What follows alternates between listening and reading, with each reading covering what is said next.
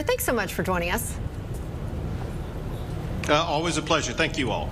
Well, Governor, let's get your reaction to what you've seen from the House today in the Public Education Committee, those substitutes. What's your reaction to that? Listen, what they do, they just work out kinks from the original version of the bills. But listen, you mentioned both bills, and they're both important because they achieve goals to make education better. One is we will end this session by providing an all-time record of funding for public schools, as well as the highest pay ever for our teachers with the largest teacher pay raise ever. At the same time, we're going to offer school choice for parents across the entire state of Texas because even though Texas ranks #1 for the most blue ribbon public schools, we know that there are some parents watching this show right now that they have a child that may be either struggling or just not the right fit in the current school they are attending, and we want to make sure those parents are going to have a choice about which school their child should attend. Governor, the measure failed in the House 2 years ago. If school vouchers are such a clear choice, why has it been such a hard sell in the Texas House? Well, first, as you probably know, school choice has passed the Senate every year, and it's already passed the Senate this year. Also, this year in the Texas House, there are already more than enough votes to get it passed out of the House chamber. You've got to have 76 votes to get it passed. There's more than that already exists. And the Speaker from Lubbock, Dustin Burrows, said there's going to be more than 80 votes to pass school choice. And so it's going to comfortably pass this year, providing all parents the ability to choose the school that's going to be best for their child. And Governor, we've seen from these substitutes today, a cap on the first 2 years for education savings accounts. You mentioned the increase in school finance. Do you foresee budget issues in the future because of this program and because of increasing, finance for schools?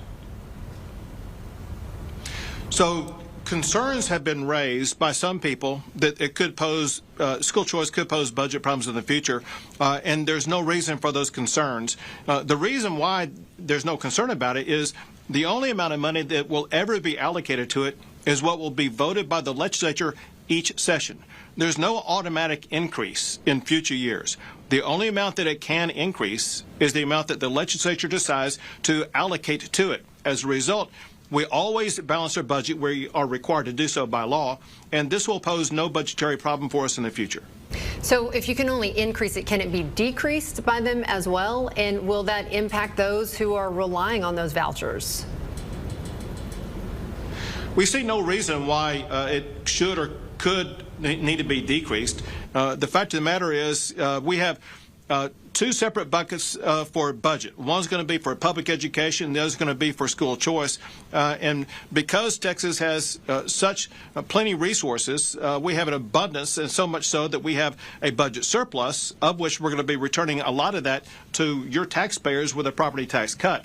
But we are going to have plenty of money in future budgets to make sure we're going to be able to fully educate our kids.